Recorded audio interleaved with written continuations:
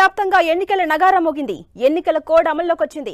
లోక్సభతో పాటు 4 రాష్ట్రాలకు సంబంధించిన ఎన్నికల షెడ్యూల్ను chief election commission Rajiv Kumar విడుదల చేశారు.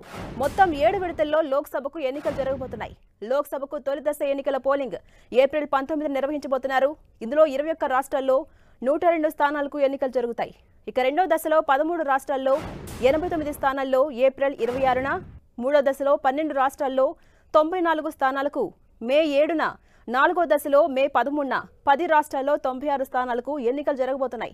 మరోవైపు ఐదో దశలో మే 20న 8 రాష్ట్రాల్లో 49 స్థానాలకు, ఆరో దశలో మే 25న 7 రాష్ట్రాల్లో 57 స్థానాలకు, చివరి దశలో జూన్ 1న 8 రాష్ట్రాల్లో 57 స్థానాలకు పోలింగ్ నిర్వహించబోతున్నారు.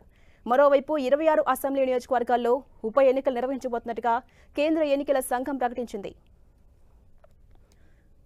ఇక జూన్ 4వ తేదీన ఫలితాలు విడుదల కాబోతున్నాయి. దేశవ్యాప్తంగా 97 కోట్ల మంది ఓటర్లున్నారు.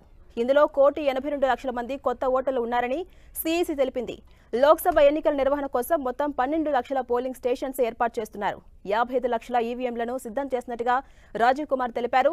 ఎన్నికల విధుల్లో మొత్తం 1,50,00,000 మంది ఉద్యోగులు పాల్గొంటారని చెప్పారు.